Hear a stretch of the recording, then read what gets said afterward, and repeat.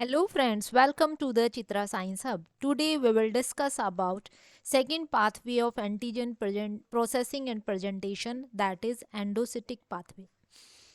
In endocytic pathway, exogenous antigens are processed and they are presented on the membrane of antigen presenting cell along with class second MHC molecules to the T helper cells. इस pathway में exogenous antigens को degrade किया जाता है और फिर class second MHC के साथ प्रेजेंट किया जाता है to the T helper cell. और ये प्रेजेंटेशन और प्रोसेसिंग करती है एंटीजन प्रेजेंटिंग सेल, जैसे कि है आपकी डेंड्राइटिक सेल। अब डिटेल में देखते हैं इस पाथवे में। सबसे पहले है कि आपकी जो सेल है एपीसी, वो एंटीजन को कैसे लेती है, क्योंकि एंटीजन एक्सोजीनस है, आपकी होस्ट सेल के बाहर है। तो एंटीजन प्रेजेंटिंग सेल जो है वो एक्सोजीनस को कई प्रकार के तरीकों से लेती है। उनमें सबसे पहला जो आपका वे है वो है फेगोसाइटोसिस। फेगोसाइटोसिस क्या है? एक प्रोसेस है जिसमें लार्ज इनसॉल्युबल एंटीजन्स जो हैं उन्हें एनगल्फ किया जाता है, या ऑप्सोनाइज पार्टिकल्स या ऑप्सोनाइज्ड पैथोजेंस। ऑप्सोनाइज्ड पैथोजेंस वो होते हैं जिस पैथोजन को आपका एंटीबॉडी या कॉम्प्लीमेंट कोट कर लेता है, और उसके रिसेप्टर्स क्योंकि फेगोसिटिक सेल की सरफेस पर होते हैं तो वो पैथोजन के साथ आकर इन रिसेप्टर्स पे बाइंड हो जाता है। बाइंड होने के बाद क्या है, ये फेगोसिटिक सेल जो है इसे एनगल्फ करती है और एक वेसाइकल बनाती है जिसे हम कहते हैं फेगोसोम। दूसरा मेथड रिसेप्टर मीडिएटेड एंडोसाइटोसिस। इसमें क्या है, आपके जो एंटीजन है वो स्मॉल है, स्मॉल सॉल्युबल मॉलिक्यूल है, और ये बाइंड करता है on the surface of receptors. और ये रिसेप्टर्स कंसंट्रेटेड होते हैं इस छोटे छोटे पिट्स में, जिन्हें हम क्लैथरिन कोटेड पिट कहते हैं। ये जो नीचे प्रोटीन है इसे हम क्लैथरिन कहते हैं, जो वेसाइकल बनाने में हेल्प करेगा जब ये एंटीजन आके इन रिसेप्टर से बाइंड होंगे। ये रिसेप्टर्स जो हैं आपके एफसी रिसेप्टर्स भी हो सकते हैं, कॉम्प्लीमेंट रिसेप्टर्स भी हो सकते हैं। जब ये आपका एंटीजन आके इन रिसेप्टर्स पे बाइंड होता है तो ये जो आपके क्लैथरिन प्रोटीन है ये एक दूसरे से आपके जुड़ते चले जाते हैं और एक वेसाइकल पिंच करते हैं। इस क्लैथरिन कोटेड वेसिकल के अंदर हमारा एंटीजन है।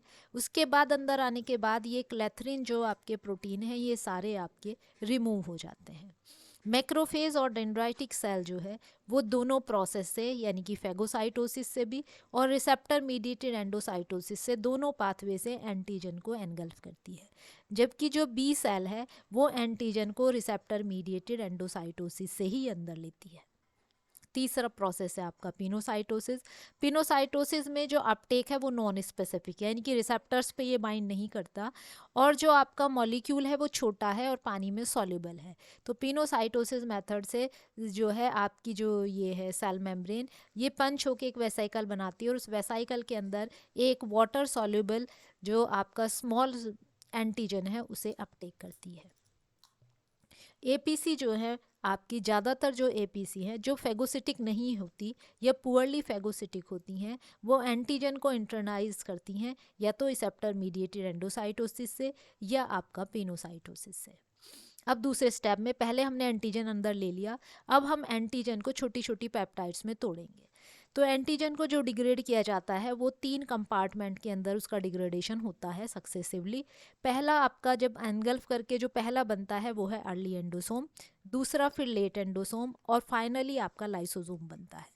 इन तीनों कंपार्टमेंट में सक्सेसिवली जो पीएच है वो आपका घटता रहता है। पहले में वो आपका पीएच होता है 6 to 6.5, फिर आपका पीएच है 5 to 6, और फिर पीएच आपका 4.5। पीएच घटता रहता है और एसिडिटी बढ़ती रहती है तीनों कंपार्टमेंट में। लाइसोसोम में है, इसमें बहुत सबसे ज़्यादा हाइड्रोलाइटिक एंजाइम्स होते हैं, जैसे कि प्रोटीएजेज है, न्यूक्लिएजेज है, लाइपेजेज है, ग्लाइकोसाइडेजेज।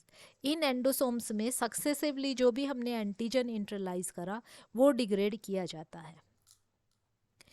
अब जैसे ही एंटीजन मूव करता है, ये हमने दिखाया है एक एंटीजन, और ये एंटीजन क्लैथरिन आपके जो रिसेप्टर्स हैं उन पे बाइंड करेगा। ये एंटीजन है रेड कलर का, ये रिसेप्टर है, रिसेप्टर पे बाइंड करके ये हमने आपकी क्लैथरिन कोटेड वेसाइकल बनाई है।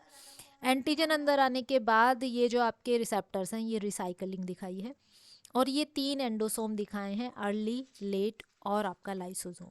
ये जो आपका लाइसोसोम है, इसके अंदर ये जो आपका एंटीजन है ये छोटी छोटी पेप्टाइड्स में टूट जाता है। यहाँ जो पेप्टाइड की लेंथ है वो 13 to 18 अमीनो एसिड्स की पेप्टाइड्स में इस एंटीजन को डिग्रेड किया जाता है। अब हमें क्या है, एंटीजन को एमएचसी से जोड़ना है। तो एमएचसी की क्लास सेकेंड एमएचसी जो है वो प्रेजेंट करती है हमारे एक्सोजीनस या एक्स्ट्रा सेलुलर एंटीजन्स को। अब हमें पता है क्लास सेकेंड एमएचसी दो चेन से मिलकर बनती है, अल्फा और बीटा चेन। ये चेन कहाँ सिंथेसाइज होती हैं, रफ एंडोप्लाज्मिक रेटिकुलम पे। सिंथेसिस होने के बाद एक प्रोटीन आके इनके पेप्टाइड बाइंडिंग क्लेफ्ट में आके बाइंड हो जाता है, जिसे हम कहते हैं इनवेरिएंट चेन। अब राइट हैंड साइड डायग्राम में देखिए, ये बनी अल्फा चेन बीटा चेन। बनने के बाद ये जो इनवेरिएंट चेन है इनके पेप्टाइड बाइंडिंग ग्रूव में बाइंड हो जाती है। ये जो आपकी इनवेरिएंट चेन है ये यहाँ पर कई सारे फंक्शन परफॉर्म करती है। पहला फंक्शन क्या परफॉर्म करती है कि ये इनवेरिएंट चेन चैपरोन की तरह काम करती है और अल्फा और बीटा चेन को प्रॉपरली फोल्ड करके क्लास सेकेंड एमएचसी मॉलिक्यूल बनाती है। साथ ही इसका ट्रांसपोर्ट भी प्रमोट करती है ये from RER to Golgi. RER से एक वेसाइकल निकलती है और फिर वो गोल्गी में जाके फ्यूज़ हो जाती है और फिर गोल्गी से एक वेसाइकल निकलती है और वो जाके आपके एंडोसोम में फ्यूज़ करती है। पहला काम क्या है, फोल्डिंग कराएगी। दूसरा काम क्या करती है, ये जो आपकी इनवेरिएंट चेन है ये पेप्टाइड बाइंडिंग क्लेफ्ट में बाइंड करती है और अंदर से एंडोजीनस कोई अगर पेप्टाइड जनरेट होती है, क्योंकि बहुत सी सेल्स ऐसी हैं जिसमें साइटोसोलिक और एंडोसाइटिक पाथवे एक साथ चलते हैं, तो एंडोजीनस कोई एंटीजन इसके आपके ग्रूव में बाइंड ना हो तो उस ग्रूव में जाकर ये इनवेरिएंट चेन बाइंड कर जाती है। फाइनली लास्ट काम ये क्या करती है कि क्लास सेकेंड एमएचसी मॉलिक्यूल जो है जो यहाँ पर बना उसका मूवमेंट कराएगी गोल्गी टू एसिडिक एंडोसोम, जहाँ पर जो है एंटीजन की प्रोसेसिंग हो रही है। अब क्या करना है, हमें क्लास सेकेंड एमएचसी से पेप्टाइड को जोड़ना है। अब क्लास सेकेंड एमएचसी और इनवेरिएंट चेन, ये देखिए राइट हैंड साइड डायग्राम में ईआर में ये आपकी एमएचसी बनी और इसके ग्रुप में इनवेरिएंट चेन बाइंड है। अब ये यहाँ से ईआर से गोल्गी में गई और गोल्गी से आके ये यहाँ पर एंडोसोम में आपकी फ्यूज़ हो गई। एंडोसोम में क्या है, आपका एंटीजेनिक पेप्टाइड है जिसे हम एंटीजन है जिसे हम सक्सेसिवली डिग्रेड कर रहे हैं। तो क्लास सेकेंड एमएचसी और इनवेरिएंट चेन कॉम्प्लेक्स भी मूव करेगा early endosome to late endosome and finally to lysosome. हर एक कंपार्टमेंट में इनवेरिएंट चेन जो है वो धीरे धीरे डिग्रेड कर दी जाएगी। यहाँ देखिए नीचे डायग्राम में ये इनवेरिएंट चेन यहाँ पर लगी हुई है और जब ये आपकी एसिडिक कंपार्टमेंट में मूव करेगी तो इस इनवेरिएंट चेन को आपका डिग्रेड कर दिया जाता है और इसका सिर्फ एक पार्ट बचता है जिसे हम कहते हैं क्लिप। क्लिप है class second associated invariant chain peptide. ये क्लिप जो है ये आपकी एमएचसी के पेप्टाइड बाइंडिंग क्लेफ्ट में बाइंड रहती है। अब यहाँ पर आता है एक क्लास सेकेंड एमएचसी मॉलिक्यूल जिसे हम नॉन क्लासिकल कहते हैं। क्लासिकल हैं आपके वो एमएचसी मॉलिक्यूल जिसका रोल एंटीजन प्रेजेंटेशन में है। यहाँ पर ये नॉन क्लासिकल एमएचसी मॉलिक्यूल है जिसे हम कहते हैं HLA-DM। HLA-DM जो है ये इसी तरह एमएचसी की तरह दो चेन से मिलके बनता है, अल्फा और बीटा, और ये जिस जीन से एनकोड होता है वो जीन्स भी क्लास सेकेंड रीजन में ही होती हैं एमएचसी के। अब देखिए ये हमने क्लास सेकेंड रीजन दिखाया है HLA कॉम्प्लेक्स का। यहाँ पर है DP, DQ और ये DR। तो DP और DQ के बीच में HLA-DM और HLA-DO की जीन्स प्रेजेंट हैं। ये नॉन क्लासिकल एमएचसी कही जाती हैं। इनका रोल एंटीजन प्रेजेंटेशन में नहीं होता आपका, मतलब डायरेक्ट सीधा रोल नहीं है जैसे आपकी क्लास सेकेंड एमएचसी और class first MHC antigen present करती हैं टी सेल्स को, तो इस तरह से ये एंटीजन प्रेजेंट नहीं करती। अब ये जो HLA-DM है ये आपका ER में ही बनता है और ER से ये एंडोसोम में, जब वहाँ ER से एक वो फ्यूज़ ER से वेसाइकल निकलती है MHC को लेकर, तब उसके साथ साथ DM और DO भी साथ चलते हैं। अब DM का काम क्या है, DM क्या करेगा, ये देखिए राइट हैंड साइड डायग्राम में ये MHC है और MHC पे ये इनवेरिएंट चेन लगी हुई है। तो DM क्या काम करेगा, इस इनवेरिएंट चेन को निकालेगा और यहाँ पर एंटीजेनिक पेप्टाइड बाइंड करेगा। एंडोसोम के अंदर एंटीजन टूट चुका है एंटीजेनिक पेप्टाइड्स में। तो अब ये देखिए डायग्राम में ये DM है, DM ने यहाँ पर ये क्लिप निकाल दी और क्लिप निकालने के बाद ये जो एंटीजेनिक पेप्टाइड है जो एग्जैक्ट फिट होगी इसके ग्रूव में उसे यहाँ बाइंड करा देगा। तो HLA-DM का काम क्या है, क्लिप का एक्सचेंज कराना विद करेक्ट एंटीजेनिक पेप्टाइड। और उसके बाद ये जो आपकी पेप्टाइड बनी HLA DM ने जो एक्सचेंज करा है क्लिप का एंटीजन पेप्टाइड, फिर ये वेसाइकल जाके बाहर मेम्ब्रेन से फ्यूज़ कर जाएगी और क्लास सेकेंड MHC जो है वो एंटीजेनिक पेप्टाइड प्रेजेंट करेगा to the T helper cell, जिसे हम CD4 पॉजिटिव टी सेल भी कहते हैं, और टी सेल आपकी एक्टिवेट होगी।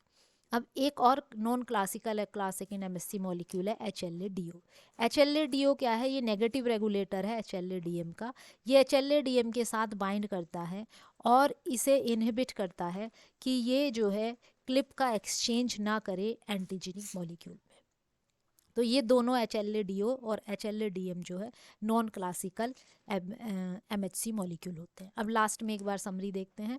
एक्सोजीनस एंटीजन एनगल्फ कर आपकी जो APC है एक्सोजीनस एंटीजन का अपटेक करती है और फिर 3 एंडोसोम में जाके ये आपका एंटीजन जो है पेप्टाइड्स में टूटता है। RER में आपकी MHC बनती है क्लास सेकेंड MSC मॉलिक्यूल, जो इनवेरिएंट चेन से जुड़ी हुई होती है। फिर यहाँ से एक वेसाइकल निकलती है जो गोल्गी में फ्यूज़ होती है और फिर गोल्गी से एक वेसाइकल निकलती है जो इस एंडोसोम से फ्यूज़ करती है और वहाँ पर HLA-DM जो है वो इनवेरिएंट चेन की जो पेप्टाइड है क्लिप उसे निकालता है और एंटीजेनिक पेप्टाइड बाइंड कर देता है। अब ये class second MSC molecule antigen with antigenic peptide जो है एक्सप्रेस होती है on the surface of class second on the surface of antigen presenting cell, और ये एंटीजन प्रेजेंट करती है to the T helper cell. This is all about endocytic pathway of antigen presentation. Thank you.